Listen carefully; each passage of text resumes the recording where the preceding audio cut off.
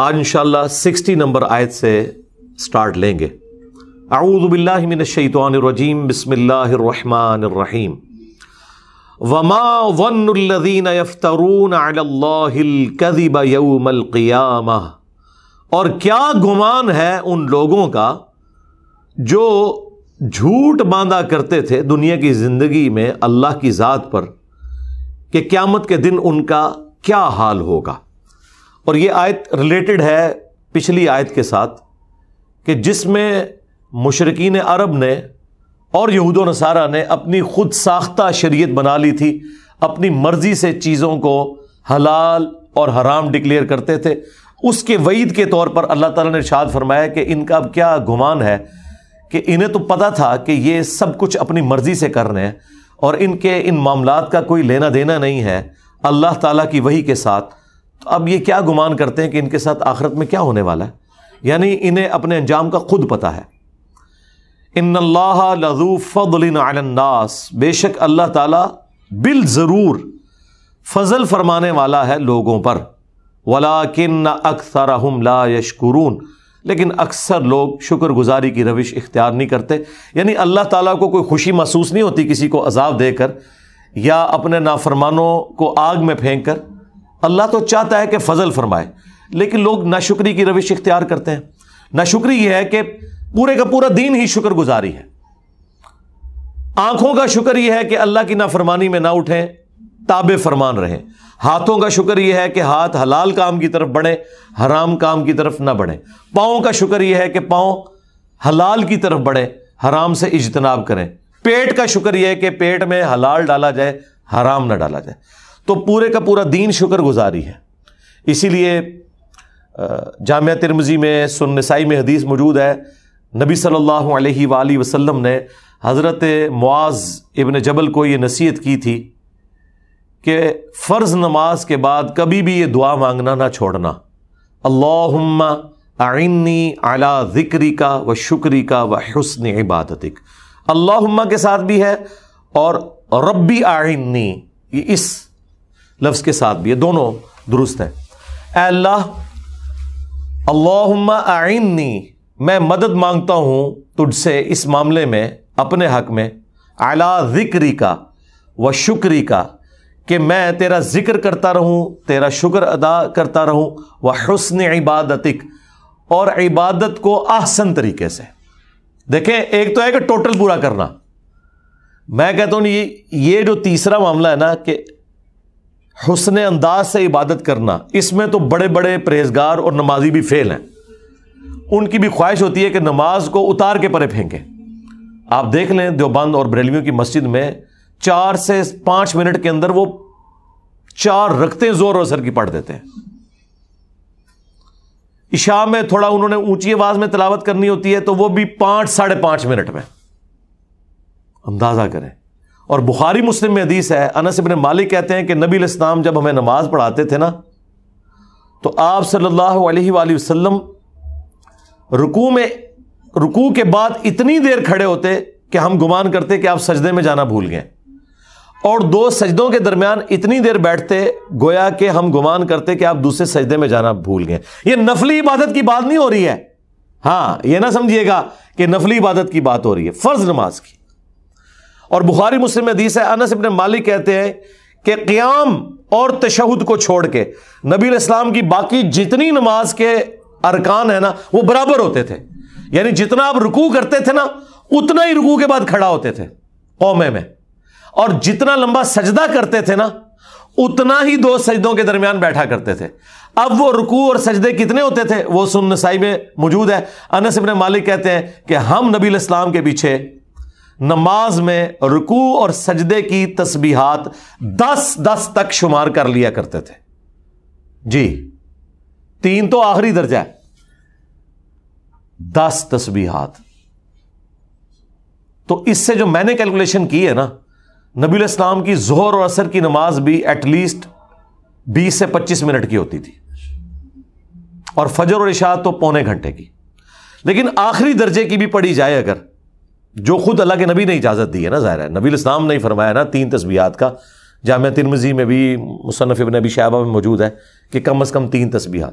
آخری درجے میں بھی آپ نماز ادا کریں نا تو 2 رکعتوں کے لیے کم از کم 6 منٹ چاہیے آپ کو، 5 سے 6 منٹ، اور 4 رکعتوں کے لیے کم از کم 9 سے 11 منٹ چاہیے آپ کو۔ چلیں آپ وہ 25 منٹ والی نہیں پڑھ سکتے، کم از کم 9 سے 11 منٹ والی تو 4 رکعتیں پڑھیں نا، جن میں آپ تسبیحات کا اہتمام کریں، آپ قرآن کی قرات اس طرح کی کریں کہ آپ کو خود سمجھ بھی آ رہا ہو کہ آپ کیا اللہ سے مانگ رہے ہیں۔ یہ تو نہیں ہے کہ 2 منٹ میں پڑھ کے۔ اور سب سے بڑا جو شیطان کا وسوسہ یہ ہے نا کہ آپ اس حالت میں نماز سٹارٹ کریں کہ آپ یہ سوچیں کہ میں نے اتنی دیر تک ختم کرنی ہے، پھر تو ظاہر ہے کہ پوری کی پوری نماز ہی آپ کی فارغ ہوگی۔ آپ کی نماز اس ڈرائیور کی مانند ہے کہ جو اوور سپیڈنگ کر رہا ہے اس چکر میں کہ میں ٹائم پہ پہنچ جاؤں، اور ایسے لوگوں کے لیے سڑک کے اوپر لکھا ہوتا ہے کہ کبھی نہ پہنچنے سے دیر سے پہنچنا بہتر ہے۔ ہاں، تو کبھی نماز نہ پڑھنے سے آہستہ نماز پڑھنا بہتر ہے، وہ تو قبول ہی نہیں ہونی۔ مسند احمد میں حدیث ہے سب سے بدترین چور وہ ہے جو نماز میں چوری کرتا ہے۔ پوچھا گیا کون سا چور ہے؟ فرمایا جو رکوع اور سجدے جو ہے وہ اس طرح کرتے سے ٹھونگیں ماری جاتی ہیں فوراً سے۔ کئی لوگ تو قوما کرتے ہی نہیں، رکوع کے بعد صحیح طریقے سے کھڑے ہی نہیں ہوتے، 2 سجدوں کے درمیان بیٹھتے ہی نہیں، تسبیحات تو آتے ہی کوئی نہیں۔ تو یہ ایک بڑا کریٹیکل ایشو ہے۔ شکر سے میں نے سٹارٹ لیا تھا، تو شکر یہ ہے کہ آپ نے ذوق و شوق کے ساتھ عبادت کرنی ہے۔ اللہم اعنی، اے اللہ میری مدد فرما، علی ذکری کا، کہ میں تیرا ذکر کرتا رہوں، و شکری کا، اور تیرا شکر ادا کرتا رہوں، و حسن عبادتک، اور عبادت جو بھی کروں نا حسن عبادت کا حسن اس میں نظر آنا چاہیے، ایسی میں عبادت کروں، اور اس کے لیے پھر پروٹوکول کے ساتھ آپ کو عبادت کرنی ہوگی۔ اب بڑی شاندار ایک آیت آ رہی ہے اسپیسیفکلی نبی علیہ السلام اور ان کے جانثار ساتھیوں اور اہل ایمان کے لیے، تاکہ انہیں یہ یقین آ جائے کہ وہ جو کچھ اللہ کے لیے کر رہے ہیں نا، اللہ تعالیٰ ہر لمحے میں انہیں دیکھ رہا ہے۔ جب آپ کی یہ کیفیت ہو کہ جس کے لیے آپ مشقت اٹھا رہے ہیں وہ آپ کو اس وقت لائیو دیکھ رہا ہے، تو وہ تکلیف جھیلنا آپ کے لیے آسان ہو جاتی ہے۔ تو یہ اللہ تعالیٰ نے کانسیپٹ دیا ہے۔ آپ دنیا میں بھی جس دوست کے لیے قربانی کر رہے ہیں نا، اور عین اس تکلیف میں وہ دوست آپ کو دیکھ رہا ہو کہ اس کو میری وجہ سے یہ تکلیف اٹھانی پڑ رہی ہے، تو آپ کو وہ تکلیف اٹھانا آسان ہو جاتا ہے کہ جس کے لیے کر رہا تھا اسے تو پتا چل گیا آج میں نے اپنی دوستی منوا لی اس سے۔ اور دنیا میں ساری دوستیاں اسی بنیاد پہ چل رہی ہیں۔ خاوند پوری زندگی اپنی بیوی کو یہ بتانے کی کوشش کرتا رہتا ہے میں تیرے ساتھ مخلص ہوں، بیوی اپنے خاوند کو بتانے کی کوشش کرتی رہتی ہے۔ اور کبھی زندگی میں کبھی کبھار اس طرح کے لمحات بھی آتے ہیں کہ وہ این ایونٹ یہ ڈیسائیڈ کر دیتا ہے کہ آج جو ہے نا میرے خاوند نے میرے لیے سٹینڈ لیا ہے، یا آج میری بیوی نے میرے لیے سٹینڈ لیا ہے۔ وہ ایک لمحہ آپ کی پوری زندگی کے اوپر بھاری ہوتا ہے، کیونکہ آپ منوانے میں کامیاب ہو جاتے ہیں، اور وہ تکلیف گزارنا بھی آپ پہ آسان ہو جاتا ہے اگر آپ تکلیف میں بھی ہوں۔ تو جس اللہ کے لیے ہم یہ زندگی تکلیف میں کاٹتے ہیں، اگر آپ کو یہ یقین ہو کہ عین اس لمحے میں اللہ آپ کو دیکھ رہا ہے تو تکلیف جھیلنا آسان ہے۔ لوگ کہتے ہیں حسین ابن علی نے اتنی بڑی قربانی کربلا میں کیسے دی؟ بھائی حسین ابن علی ریئل ٹائم یہ چیز فیل کر رہے تھے کہ اس وقت میں اپنے رب کی خاطر، اس کے محبوب کے دین کی خاطر یہاں آیا ہوں، ان کے لیے وہ تکلیف جھیلنا آسان ہوگی۔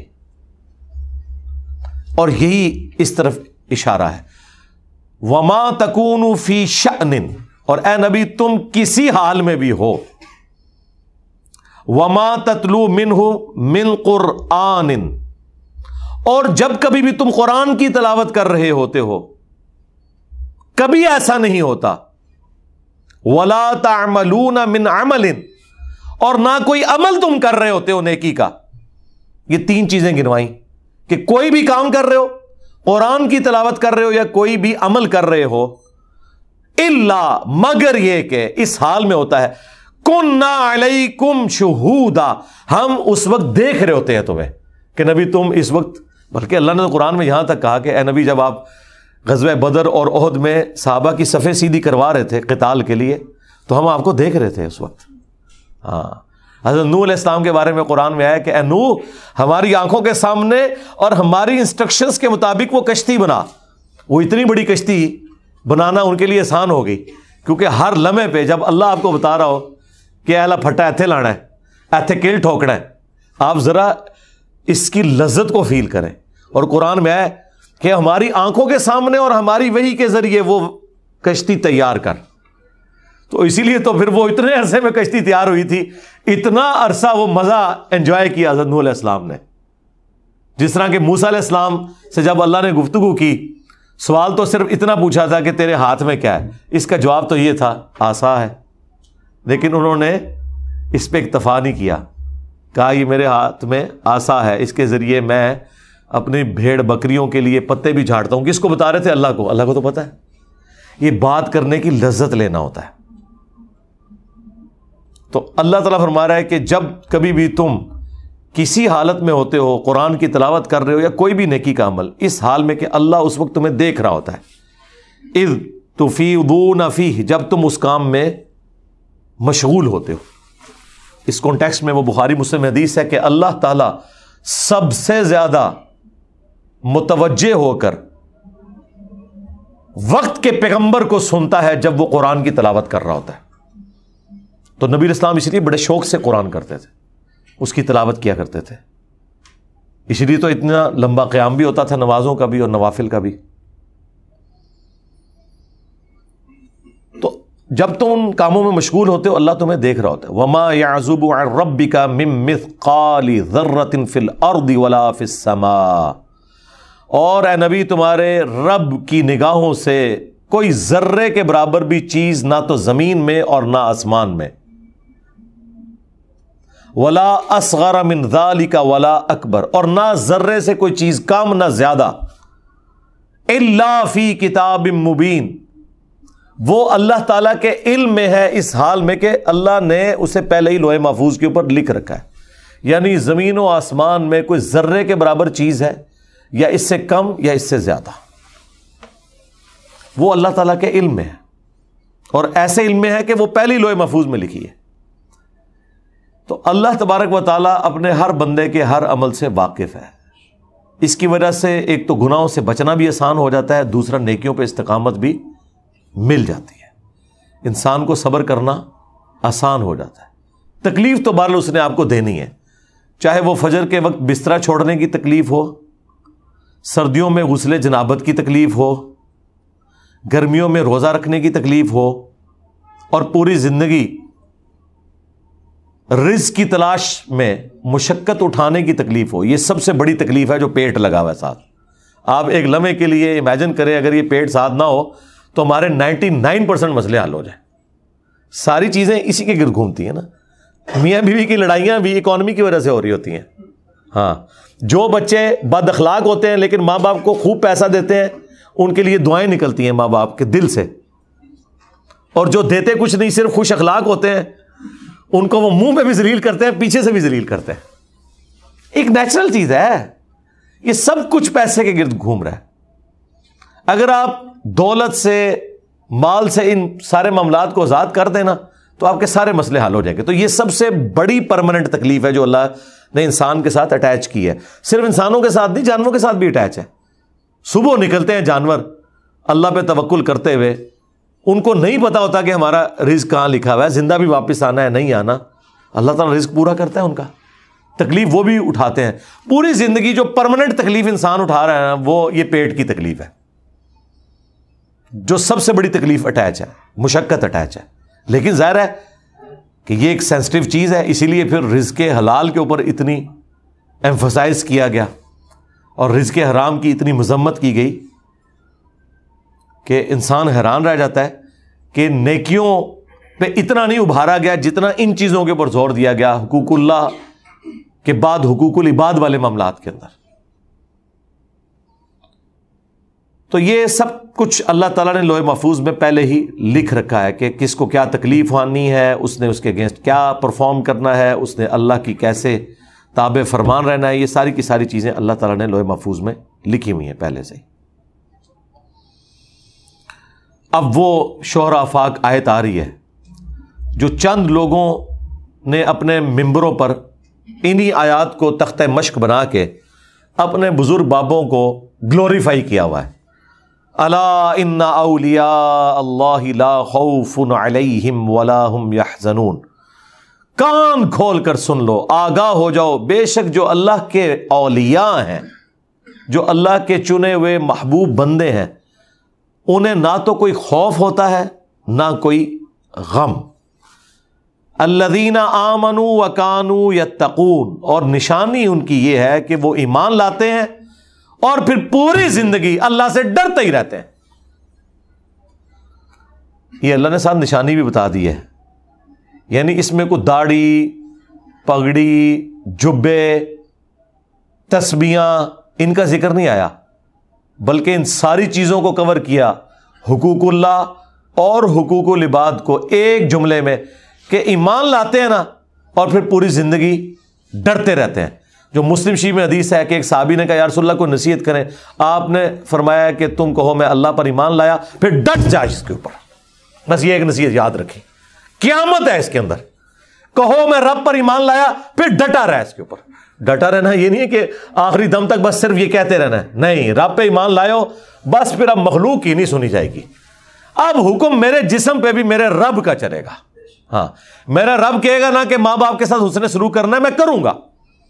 میرا ماں باپ کے ساتھ جتنے بھی معاملات ہیں، خواہ وہ دنیاوی اعتبار سے ہیں، دینی اعتبار سے ہیں، وہ میں نے اللہ کے حکم کے تحت ان کو پورا کرنا ہے. میں نے اپنے بیوی بچوں کے ساتھ جو معاملات کرنے ہیں وہ اللہ کے حکم کے تحت پورے کرنے ہیں. عبادات تو کرنی ہی کرنی ہے نا، جو فرائض ہیں وہ تو کرنے ہی کرنے ہیں، نماز ہو، روزہ ہو، حج، زکوٰۃ. حقوق العباد کے معاملے میں بھی جو میرا رب کہے گا میں نے وہ کرنا ہی کرنا ہے. یہ نہیں ہے کہ میں یتیم بھتیجوں اور بھانجوں کا مال ہڑپ کر لوں اور کہوں کہ تہجد کے میں پہلے 8 پڑھتا تھا اب 16 نفل پڑھوں گا، انشاءاللہ معافی ہو جائے گی. نہیں، انشاءاللہ جہنم میں جاؤ گے.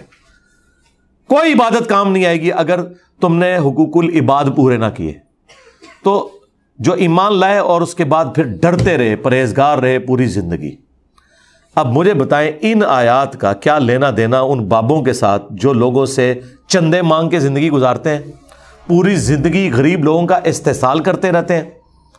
ان کی گاڑیوں میں جو پٹرول ہے وہ آپ کے چندوں کا ہوتا ہے، اور جو وہ کلیم کرتے ہیں کہ ہم اتنے لوگوں کو لنگر کھلا رہے ہیں، وہ آپ کے چندوں سے کچھ خود کھاتے ہیں، کچھ آپ کو کھلاتے ہیں، اور احسان بھی آپ پہ کرتے ہیں. آپ ان کے چندے بند کریں. وہ ایک بابا جی پاکستان میں کیا کرتے تھے کہ جناب اللہ اللہ بابا 1000 سال تو پال رہا ہے. تو میں نے کہا تھا بابا جی آج وہاں پہ چندے بند کر دیں، ان مزاروں پہ آپ کو کتے پھرتے ہوئے نظر آئیں گے، صفائی بھی کوئی نہیں کرے گا. وہ جو صفائی کرنے والے ڈیڈیکیٹڈ ہیں نا، وہ اس لیے کہ ان کو 2 وقت روٹی وہاں سے ملتی ہے. چندے موصول ہوتے ہیں، اور چندہ اتنا ہوتا ہے کہ جب وہ شام کے وقت نوٹ گنتے ہیں نا، تو کتنے بندے ہیں جو صرف نوٹ سیدھے کر رہے ہوتے ہیں. اور یہ نہ سمجھیے گا کوئی 10-10 روپے 20-20 روپے کے نوٹ، نہ 5-5 ہزار کے بھی اتنے نوٹ ہیں کہ آپ پریشان ہو جائیں گے.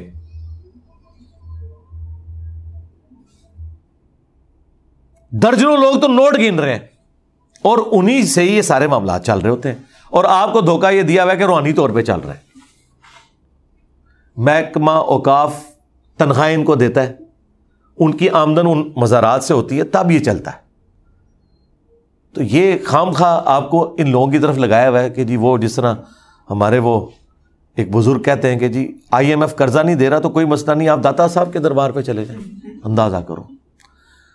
اور بھائی وہ دربار تو خود چندوں پہ چل رہا ہے، پاکستانیوں کے چندے پہ. انہوں نے کو پہلے پاکستانیوں نے چندے واپس کرو. جس طرح ہم IMF کے مقروض ہیں نا، یہ دربار سارے پاکستانی عوام کے مقروض ہیں. ہاں، ایران میں وہ کہا جاتا ہے کہ گورنمنٹ آف ایران جو ہے وہ مشہد کی مقروض ہے. وہاں پہ بہت بڑا مزار ہے امام علی ابن موسیٰ رضا کا علیہ السلام. تو وہاں پہ تو لوگ سونے کی، عورتیں اپنی بالیاں اور کڑے بھی جو ہے نا وہ نذرانے کے طور پہ پھینک کے چلی جاتی ہیں. اتنا مال ہوتا ہے وہاں پہ. تو یہ چندوں کے اوپر یہ سارے معاملات چل رہے ہوتے ہیں.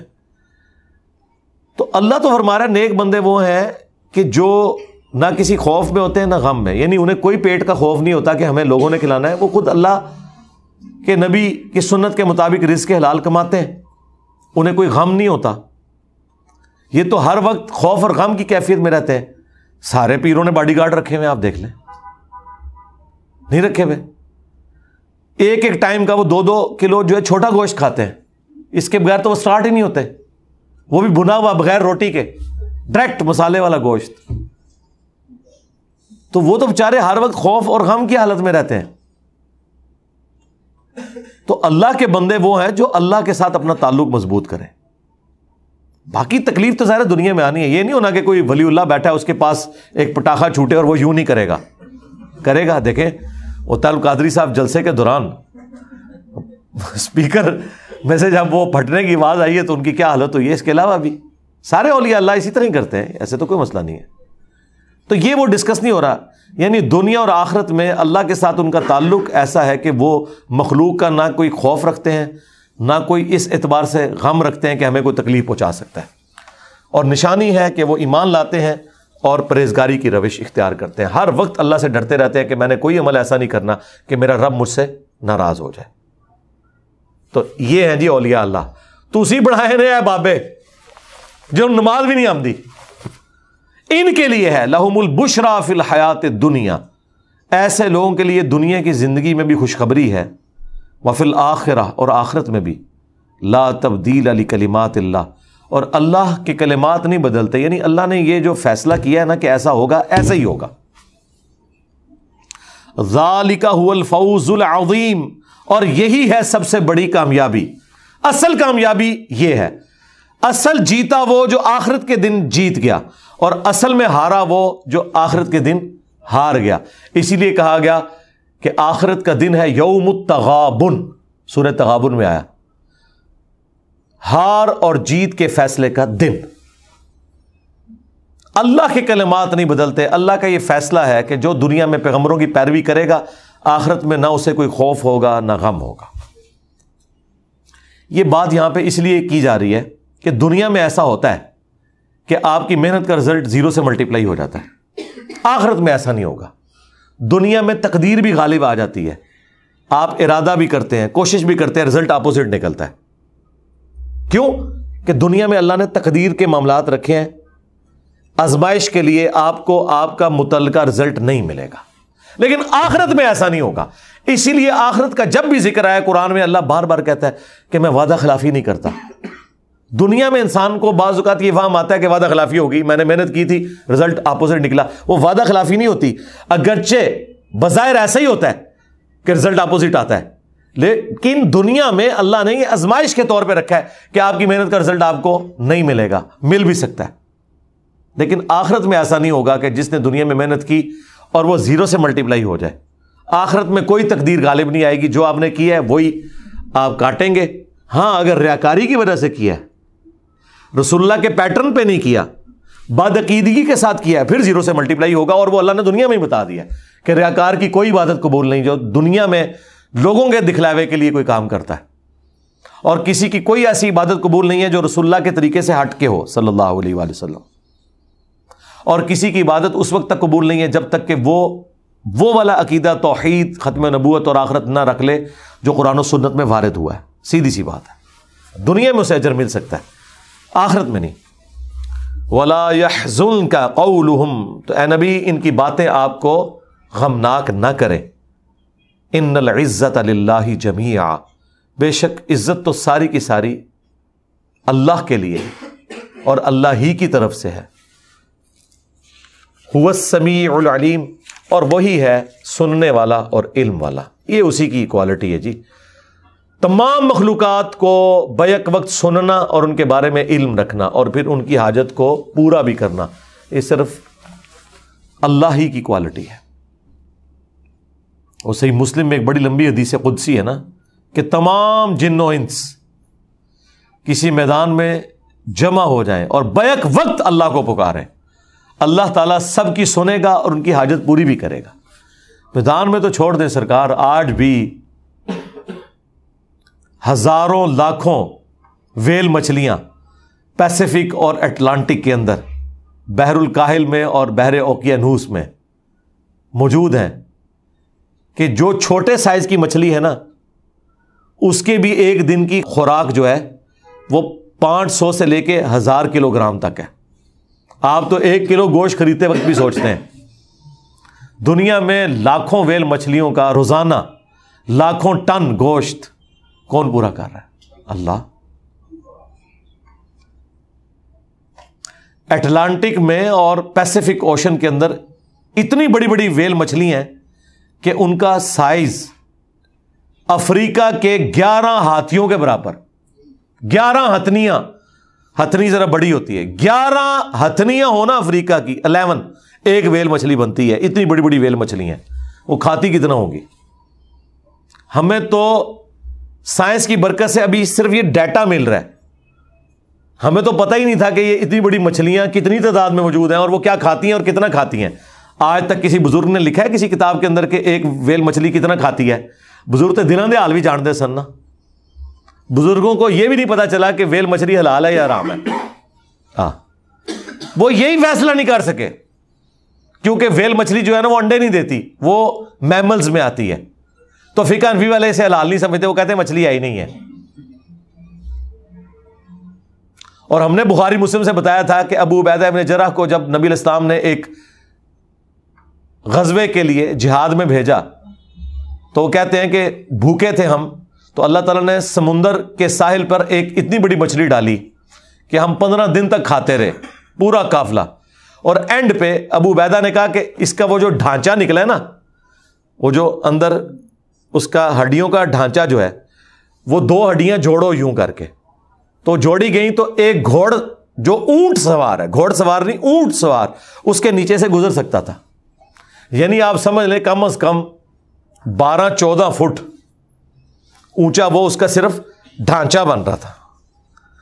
اب ہم حنفیوں سے پوچھتے ہیں یہ مچھلی کون سی تھی، ذرا آپ بتا دیں. وہ کہتے ہیں آپ بھی تلاش کریں، ہم بھی تلاش کرتے ہیں. بھئی تلاش ہے، وہ ویل مچھلی ہے اور کوئی مچھلی ایسی نہیں ہے.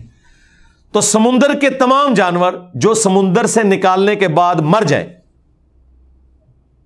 وہ سمندری جانور ہیں، اور قرآن کی روح سے سمندر کا جانور، پانی کا جانور آپ کے لیے حلال ہے. کچھوا باہر نکل کے نہیں مرتا، حرام ہے. سانپ باہر نکل کے نہیں مرتا، حرام ہے. ہاں مچھلی باہر نکل کے مر جاتی ہے. ویل مچھلی شاید مرتے ہوئے 1.5 گھنٹہ لے، کیونکہ وہ 1.5 گھنٹے تک تو سانس کے بغیر بھی رہ سکتی ہے. اچھا، اسی طریقے سے کیکڑے وہ کئی گھنٹے نکال جاتے ہیں لیکن الٹیمیٹلی وہ بھی مر جاتے ہیں.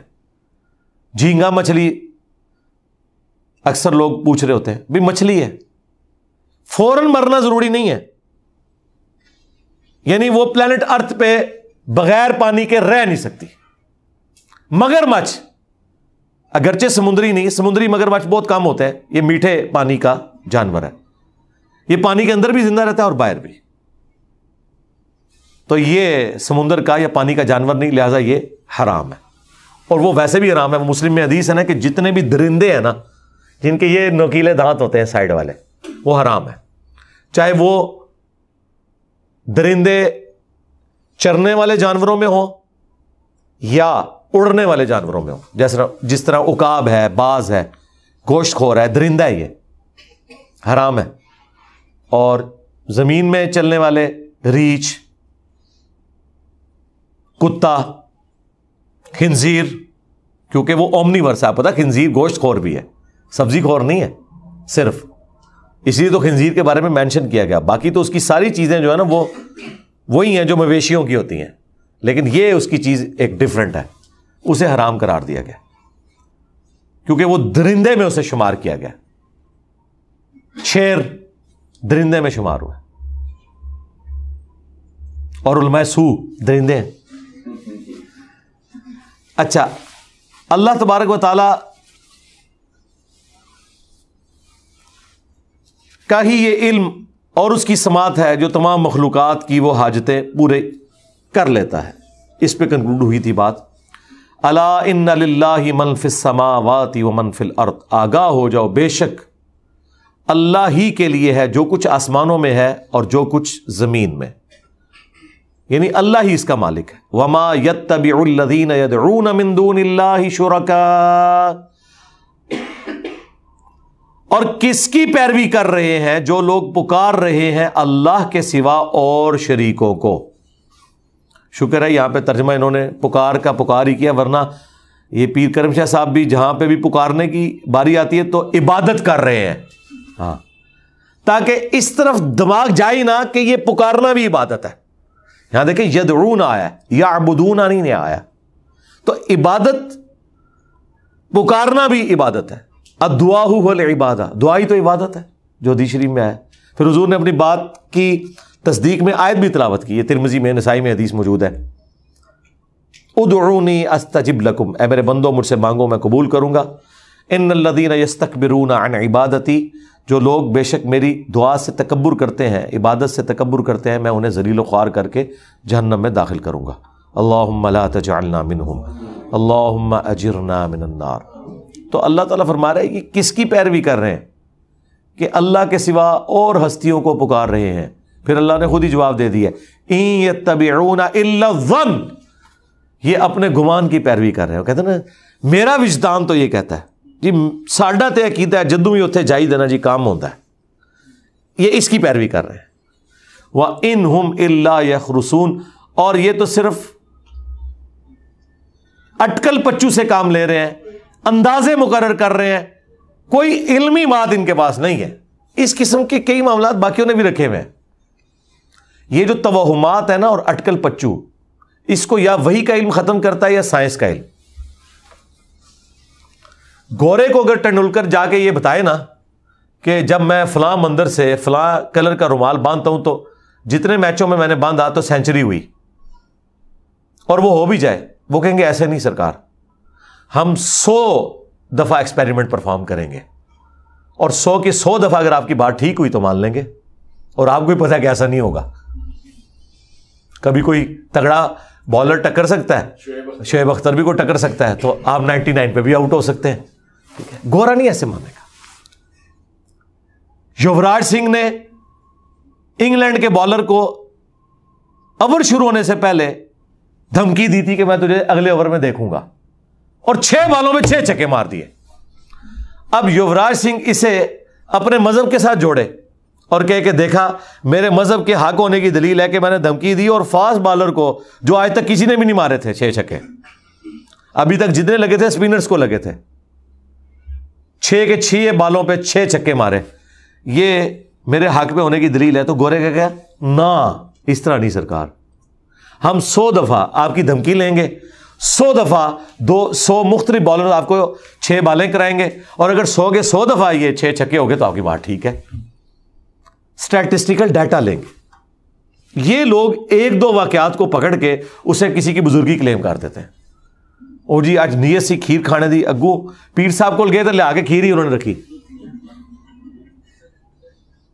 سرکار ہمارے اسٹوڈنٹ کے ساتھ کئی دفعہ ایسا ہو چکا ہے، ان کے ساتھ ہم نے یہی کچھ کیا ہے، مجھے تو پتا بھی نہیں ہے، تو اب میں اس کو رحمت بنا کے پیش کرنا شروع کر دوں گا. ہاں 100 دفعہ وہ نیت کر کے آئے کھیر کی تو ہو سکتا ہے 3 دفعہ ہی ملے انہیں. ہاں 100 دفعہ اگر سموسے کی نیت کر کے آئے اور بیچ میں رمضان کا مہینہ نہ آتا ہو تو 100 کے 100 دفعہ انشاءاللہ آپ کو سموسا ملے گا. تو یہ کرامت پھر بھی میری نہیں ہوگی، یہ آپ کی کرامت ہوگی کہ آپ نے چیز نیت ٹھیک کی ہوئی ہے، کیونکہ آپ کو یہ پتا تھا کہ یہ ہونا ہے. اور آج کل یہ CCTV کیمرہ اگر آپ سوچیں ایسی جگہ پہ ہو جہاں لوگ نہیں جانتے، وہاں تو سارے ولی اللہ ہونا کلیم کریں گے. کوئی بندہ دور کہیں بیٹھا ہوا ہے اور اس نے کیمرہ لگایا ہے اور وہ بزرگ آنے سے پہلے ہی بتا دے کہ تو اتنے کھلوتا فلانے نال گپا پہ مارتا سا، تو انہوں نے تو ولی مان لینا ہے اس کو. حالانکہ وہ CCTV کیمرے سے، جیسے میں بھی اب جب سے CCTV کیمرے لگائے ہیں ہم نے تو ٹی وی دیکھنا ہی چھوڑ دیا. ہم CCTV کیمرے میں محلے کے لوگوں پہ نظر رکھے ہوتے ہیں کہ کون سا بچہ کون سی حرکت کر رہا ہے، کس نے کہاں موٹر سائیکل کھڑا کیا ہے، کون غلط پارکنگ کر کے چلا گیا ہے، اور کون ادھر ادھر پھر رہا ہے. بلکہ اگلے دن تو میں حیران ہوا، 10-11 بجے 8-10 کتے آ گئے گلی کے اندر، ہماری وہ بند گلی میں داخل ہو گئے. میں نے کہا یار دیکھو اس وقت اگر کوئی چھوٹا بچہ نکلتا ہے تو یہ تو سیدھے اس کو پڑھ سکتے ہیں. تو اس لیے وہ اب کیمرے دیکھ کے ہم انشور کرتے ہیں اپنے معاملات کو کہ کوئی کتا تو نہیں پھر رہا، من الجنت والناس، یا حیوانات میں سے بھی ہو سکتا ہے کوئی کتا. تو یہ ان کیمروں کا کتنا فائدہ ہے. یہی اگر پرانے بزرگوں کے پاس ہوتے تو وہ تو اپنے مریدوں کو بٹ بنا کے رکھتے تک جی پہلے ہی دستا ہے، انہوں تو باہروں ہی پتہ لگ گیا سی کہ ہے. تو یہ تمام چیزیں سائنس کی برکت سے پکڑی جاتی ہیں یا وحی کی برکت سے، یہ توہمات ہے۔ اسی لیے اسلام نے ہمیں حکم دیا وَلَا تَقْفُ مَا لَيْسَ لَكَ بِهِ عِلْم، اے انسان کسی چیز کی پیروی اس وقت تک مت کرنا جب تک تیرے پاس ڈیفینیٹ علم نہ آ جائے۔ إِنَّ السَّمْعَ وَالْبَصَرَ وَالْفُؤَادَ كُلُّ أُولَٰئِكَ كَانَ عَنْهُ مَسْئُولًا، بے شک کان، آنکھیں اور عقل، دل ہو یا دماغ، اس کے بارے میں پوچھا جائے گا کہ تم نے ان اعضاء کو استعمال کر کے حق بات تک علم کے ذریعے پہنچنے کی کوشش کیوں نہیں کی۔ تو یہ اللہ تعالیٰ نے فرما دیا کہ یہ صرف اپنے گمان کی پیروی کر رہے ہیں اور اٹکل پچو سے کام لیتے ہیں۔ هُوَ الَّذِي جَعَلَ لَكُمُ اللَّيْلَ لِتَسْكُنُوا فِيهِ، وہی اللہ ہے جس نے تمہارے لیے رات بنائی تاکہ اس میں آرام کرو، اور یہ عمومی حکم ہے۔ ظاہر ہے جہاں پہ ٹائم ٹیبل وہ نائٹ شفٹس والا ہے وہاں تو پھر یہ اپلائی نہیں ہوتا اس حوالے سے کہ آپ اسے کوئی فرض سمجھیں کہ رات کو سونا ضروری ہے اور دن کو کوئی شخص سو نہیں سکتا، یا دن کو کام کرنا ضروری ہے رات کو کوئی کر نہیں سکتا۔ عموماً ایسا ہے اور یہ صحت کے لیے بہتر بھی ہے۔ وَالنَّهَارَ مُبْصِرًا، اور دن کو بنایا روشن۔ پاکستان میں ایک دن اخبار بھی نکلتا ہے، آپ کو پتہ ہے؟ اس کے اوپر نا یہ آیت کا ٹکڑا لگایا ہوا ہے انہوں نے، وَالنَّهَارَ مُبْصِرًا، اور ہم نے دن کو روشنی کا ذریعہ بنایا۔ وہ زو مانی جملہ بول رہے ہوتا ہے کہ یعنی یہ ہم اس سے لوگوں کو ایجوکیٹ کر رہے ہیں۔ آیت قرآن کی ہے لیکن قرآن نے اسپیسیفکلی اس اعتبار سے نہیں اس کو بیان کیا ہوا، جیسا یوفون بھی آتا ہے قرآن میں۔ ہاں یوفون، انہیں پورا، یعنی وہ اپنی نظر کو پورا کرتے ہیں، یوفون، لیکن وہ یوفون انگریزی والا یوفون نہیں ہے، نہ ہمارا موبائل ہے وہ یوفون۔ ان فی ذلک لآیات لقوم یسمعون، بے شک اس میں نشانیاں ہیں ان لوگوں کے لیے جو بات سن لیتے ہیں۔ اچھا سن تو سارے رہے ہیں؟ نہیں، سننے کا سا سنیں، سنتے تو سارے ہیں۔ ایاک نعبد و ایاک نستعین، فجر کی نماز پڑھ کے سن کے ساتھ ہی دربار پہ بھی بابے سے مانگ کے گھر آتے ہیں، تو وہ سن نہیں رہے، اور سن، ہاں، اور پڑھ پڑھا کے سننی نہیں، سن سنا کے سننی، ٹننی، سن ٹن ہوئے۔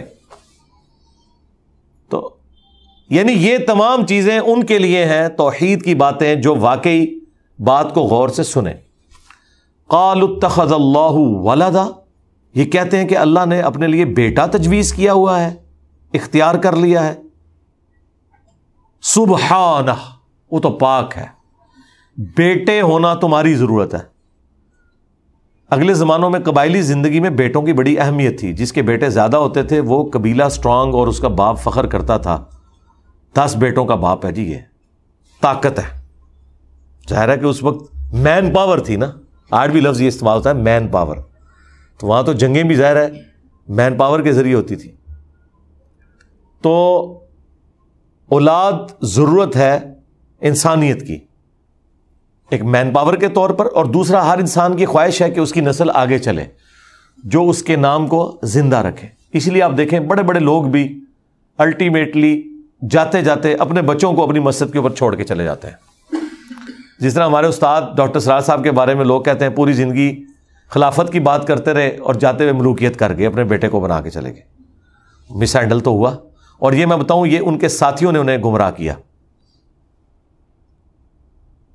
انہوں نے انیشلی جو کمیٹی بنائی تھی ان میں ان کا بیٹا شامل نہیں تھا، جو 10 بندے اسکروٹنی کر کے ان میں سے ایک بننا تھا نا، ان میں ان کا بیٹا نہیں تھا۔ بعد میں لوگوں نے کہا کہ جی یہ بیٹا ہونے کی وجہ سے اسے محروم کر دیا جائے، اس کی بھی بڑی خدمات ہے، پھر شامل کیا، اور کرتے کرتے اسکروٹنگ ہوتے وہ اسی کا نام نکال لیا۔ اندازہ کریں، جو ان بزرگوں کی آدھی عمر کے لوگ تھے کہ جن کی شروع سے قربانیاں تھیں۔ خیر اب تو ان کا وہ تھوڑا یعنی دماغی ایشو ہے، وہ ان کی میموری لاس ہو چکی ہے، اور شارٹ ٹائم میموری ان کی ختم ہوگی، تو پھر اب انہوں نے اپنے امیر چینج کیا۔ اب ویسے انہوں نے ڈاکٹر سراج صاحب کے بیٹے تھے، ان میں سے کسی کو نہیں بنایا، بلکہ الگ سے انہوں نے ان کو بنایا۔ کیا نام ہے جی ان کا؟ ہاں، شجاع الدین شیخ صاحب، ماشاءاللہ وہ ڈیزرونگ ہیں، واقعی کمپیٹنٹ بھی ہیں، اور ماشاءاللہ ڈاکٹر صاحب کے مشن کو اسی طریقے سے تن من دھن لگا کے آگے لے کے چل رہے ہیں۔ تو میں نے آپ کو بتایا کہ ہوتا یہی ہے کہ انسان کی خواہش ہوتی ہے کہ اس کی اولاد اس کا مشن لے کر چلے۔ تو اللہ طرف ہمارا ہے کہ اللہ تعالیٰ تو کوئی اولاد نہیں رکھتا، سبحانہ، وہ پاک ہے، هو الغنی، اور وہ بے پرواہ بھی ہے. مطلب کیا ہے اس کا؟ کہ اولاد تمہاری ضرورت ہے، جس نے مر جانا ہے کہ اس کا مشن آگے چلے. اللہ کو تو موت نہیں آنی. اولاد تمہاری ضرورت ہے کہ تمہیں بڑھاپے میں وہ تمہاری کیئر کرے، اور اللہ بے پرواہ ہے. هو الغنی. اللہ کی ضرورت اولاد ہو ہی نہیں سکتی، اس لیے اس نے اپنی اولاد نہیں رکھی. لیکن اللہ نے ساتھ یہ کہا کہ اگر اللہ نے اولاد رکھنی ہوتی نا، سورہ زمر کے سٹارٹ میں ہے کہ اگر اللہ کو شوق ہوتا نا کوئی اس طرح کا، کوئی اس کی خواہش ہوتی کہ اولاد ہو، تو ہم اپنی مخلوق میں سے جسے چاہتے چن لیتے. وہ والا معاملہ پھر بھی نہیں ہونا بگوٹن سن والا، لم یلد ولم یولد. نہ اللہ نے کسی کو جنا، نہ اللہ کو کسی نے جنا، نہ اس کا کوئی باپ ہے نہ کوئی بیٹا. تو اللہ تعالیٰ ہمارا، اگر میں نے اولاد بھی کسی کو بنانا ہوتا نا تو اپنی مخلوق میں سے ہی بناتا، اور وہ خالق اور مخلوق کا فرق پھر بھی رہتا، وہ نہیں ختم ہو سکتا. اللہ ایک ہی ہے. ہاں، اس کی نہ کوئی بیوی، نہ کوئی اس کی اولاد، نہ اس کا کوئی باپ، نہ وہ کسی نبی کا محتاج اپنی دعوت پہنچانے کے لیے. نہیں، یہ نبیوں کی خواہش تو ہو سکتی ہے کہ اللہ تعالیٰ اپنے اس مشن میں ان کو سپورٹ کرے، اور یہ ان کی شان تو ہو سکتی ہے کہ اللہ تعالیٰ کسی کو پیغمبر بنا دے. اللہ کو کوئی فرق نہیں پڑتا. اسی لیے اللہ نے کہا لقد من اللہ علی المؤمنین اذ بعث فیہم رسولا. یہ اللہ کا مومنین پر احسان ہے کہ رسول ان میں آیا. یہ رسول کا احسان نہیں ہے کہ اس نے اللہ کا تعارف کروایا. ہاں، یہاں بالکل الٹ بات ہو رہی ہوتی ہے. اب تو رسول والی بات بھی نکل گئی، اب تو یہ بابوں میں ہی آ کے الجھے ہوئے ہیں. کہتے ہیں بابوں نے تعارف کرایا اللہ رسول کا. ہمیں بابوں نے آپ کو اللہ رسول کا تعارف نہیں کرایا، انہوں نے اپنے بابوں کی بتائی ہوئی کوالٹیز کے مطابق جس اللہ رسول کو وہ مانتے تھے اس کا تعارف کروایا. کتابوں والا تعارف نہیں کروایا، بابوں والا کروایا. تو اللہ تو غنی ہے. لہو ما فی السماوات و ما فی الارض. جو کچھ آسمانوں اور زمین میں سب اسی کا ہے. بھئی اسے کیا ضرورت ہے کہ وہ کوئی مین پاور بھرتی کرے یا اس کی کوئی اولاد اس کا مشن لے کے چلے. مالک ہی وہ ہے، باقی تو سب مملوک ہے. خالق ہی وہ ہے، باقی تو سب مخلوق ہیں. یہ تو اللہ تبارک و تعالیٰ کی کوالٹیز ہیں. ان عندکم من سلطان بہذا. کیا تمہارے پاس اس کی کوئی دلیل ہے کہ اللہ تعالیٰ کے لیے اولاد ہونا ضروری تھی؟ مشرکین عرب بھی نا فرشتوں کو اللہ کی بیٹیاں کہتے تھے. یہود و نصارہ نے پیغمبروں کے بارے میں کلیم کر دیا.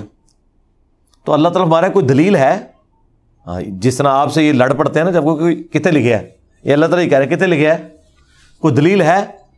اتقولون علی اللہ ما لا تعلمون. یا پھر تم اللہ کے اوپر وہ جھوٹ باندھ رہے ہو کہ جس کا تمہیں علم ہی نہیں ہے. یہی بات ہے، تم بغیر علم کے اللہ کے اوپر جھوٹ بول رہے ہو. ولا تقولوا علی اللہ الا الحق. مت بولو اللہ کے بارے میں سوائے اس کے جو حق بات ہے، اور وہ حق بات وہی ہوگی جو پیغمبر سکھائیں گے. قل ان الذین یفترون علی اللہ الکذب. اے نبی فرما دیجئے کہ بے شک جو لوگ اللہ پر جھوٹ باندھ رہے ہیں نا، اور جھوٹے عقیدے اللہ کی طرف منسوب کر رہے ہیں، لا یفلحون، یہ کبھی بھی فلاح نہیں پا سکتے جنہوں نے اللہ کے اوپر جھوٹ باندھا ہے. متاع فی الدنیا. ہاں، دنیا میں ہم انہیں متاع دے دیں گے، دنیا میں ہم اپنے نافرمانوں کو بھی گزارنے کے لیے روزی دیں گے، تابع فرمان لوگوں کو بھی. ثم الینا مرجعہم. اس کے بعد انہیں لوٹ کر ہماری ہی طرف آنا ہے. ثم نذیقہم العذاب. پھر ہم انہیں چکھائیں گے مزہ عذاب کا، اور عام عذاب نہیں.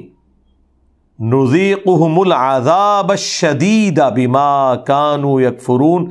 سخت ترین، شدید ترین عذاب بسبب اس کے جو دنیا میں وہ کفر کی روش اختیار کیا کرتے تھے. تو آخرت میں اللہ تعالیٰ ان سے بدلہ لے گا. دنیا میں جو ڈھیل ہے وہ اللہ تعالیٰ کا ڈیوائن پلان ہے کہ دنیا میں ڈھیل دیتا ہے. یہ نہیں ہے کہ کوئی اللہ تعالیٰ تیاری کر رہا ہے، نہیں، تیاری پہلے دن سے ہی ہے. مخلوقات کو پیدا کرنے سے پہلے ہی اللہ کی تیاری ہے کہ کیا کرنا ہے اپنے نافرمانوں کے ساتھ، اور کیا انعام دینا ہے اپنے تابع فرمان لوگوں کو. یہ جنت اور جہنم انسان کی پیدائش سے پہلے اللہ تعالیٰ نے تیار کی ہوئی ہے. اب یہ اتنی سخت گفتگو عقیدہ توحید کے حوالے سے، آخرت کے حوالے سے، انسان بور نہ ہو جائے. اب اچانک روئے سخن جو ہے وہ انبیاء کے واقعات کی طرف جا رہا ہے. یہی قرآن کا اسلوب ہے کہ آپ قرآن پڑھ کے بور نہیں ہوتے. یہ نہیں ہے کہ ایک آپ نے سورت کھولی ہے تو ایک ہی ٹاپک ڈسکس ہو رہا ہے, نہیں. اسی لیے یہ اللہ کے خطبات ہیں. خطبے میں انسان سخت بات بھی کرتا ہے, نرم بات بھی کرتا ہے, مثال بھی بیان کرتا ہے, کوئی مزاح کی بات بھی کرتا ہے کہ لوگ بور نہ ہو جائیں, اور کوئی واقعہ بھی سنا دیتا ہے انٹرسٹ کے طور پہ. اب وہی ذکر آ رہا ہے, وَاتْلُ عَلَيْهِمْ نَبَأَ نُوحٍ, اے نبی ان پر پڑھ کر سنائیے نوح علیہ السلام کی خبر.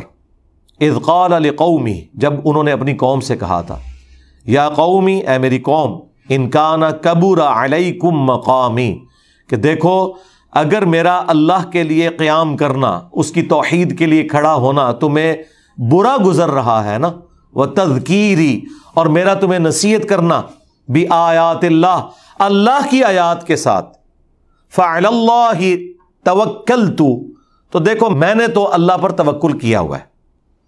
اگر تمہیں یہ برا لگتا ہے توحید کی باتیں سننا, اور تمہیں مجھ پہ غصہ آتا ہے واضح و نصیحت کے اگینسٹ, تو میں نے تو اللہ پر توکل کیا ہے, میں نے اللہ کا مشن پورا کرنا ہے. فَأَجْمِعُوا أَمْرَكُمْ وَشُرَكَاءَكُمْ, تو تم بھی اپنے سارے معاملات متفقہ طور پر دیکھ لو, اور سارے مخالفین کو, اپنے شریکوں کو جمع کر لو.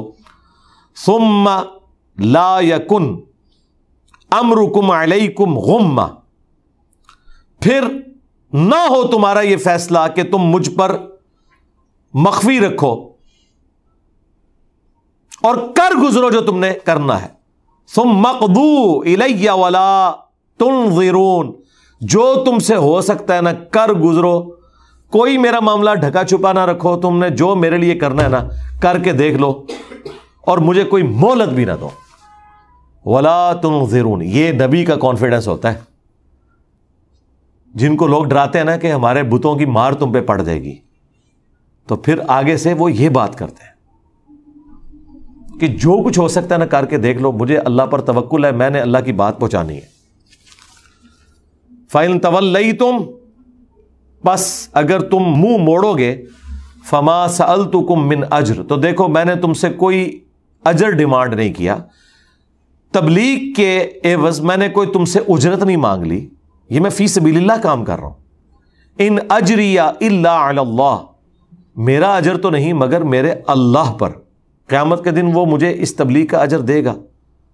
وَأُمِرْتُ أَنْ أَكُونَ مِنَ الْمُسْلِمِينَ, اور مجھے تو خود اللہ تعالیٰ نے اس بات کا حکم دیا ہے کہ سب سے پہلے میں اللہ کا تابع فرمان بنوں, میں مسلم ہو جاؤں, میں سر تسلیم خم کروں. یعنی مراد یہ ہے کہ میں صرف تمہیں آخرت کا ڈر نہیں سنا رہا, میں نے بھی نمازیں پڑھنی ہیں, میں نے بھی شرک سے بچنا ہے, میں نے بھی حرام سے بچنا ہے. جو کچھ میں تمہیں کہہ رہا ہوں نا, سب سے پہلے میں خود اللہ کا تابع فرمان ہوں, میں تو خود ڈیپینڈنٹ ہوں اس کے اوپر کہ میں اس کی ڈیوٹی پوری کر رہا ہوں, صرف تمہیں بتانے نہیں آیا. دنیا میں تو ہوتا ہے نا کہ لوگ صرف بتاتے ہی ہیں, اور یہ بات پیغمبروں کو اس لیے کرنی پڑی کہ پیغمبروں سے پہلے جو ان قوموں میں سردار تھے نا, وہ قوموں کو لیڈ کر رہے ہوتے تھے, اور سردار کیا کرتے تھے, استحصال کرتے تھے, ان سے تو کام لیتے تھے, خود کچھ نہیں کرتے تھے, صرف بادشاہت کرتے تھے.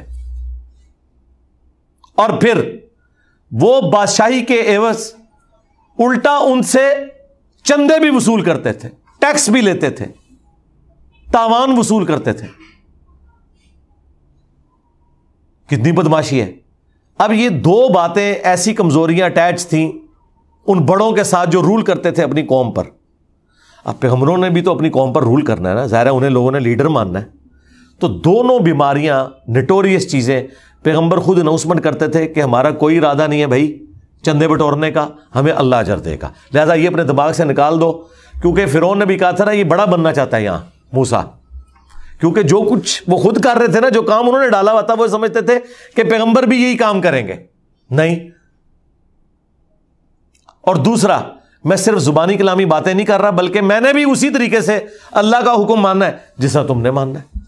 ہمارے نبی سے نہیں 3 دفعہ کہلوایا گیا, قل انی اخاف ان عصیت ربی عذاب یوم عظیم. نبی تم فرماؤ کہ میں تو خود اس بات کا خوف رکھے ہوئے ہوں کہ اگر میں نے بھی اپنے رب کی نافرمانی کی تو بڑے دن کا عذاب مجھے بھی آ پکڑے گا. اب مجھے بتائیں, اس کے بعد اگر کسی کو سمجھ نہ آئے اور لوگ کسی کے کہنے پر سبحان اللہ کہیں جو یہ دعویٰ کرے کہ میں اس وقت تک جنت میں نہیں جاؤں گا جب تک کہ اپنے سارے مرید جنت میں لے نہ جاؤں, تو اس پہ تو پڑھنا چاہیے لعنت اللہ علی الکاذبین، جھوٹوں پہ اللہ کی لعنت، کیونکہ پیغمبر کے جیسا ہے ہی کوئی نہیں.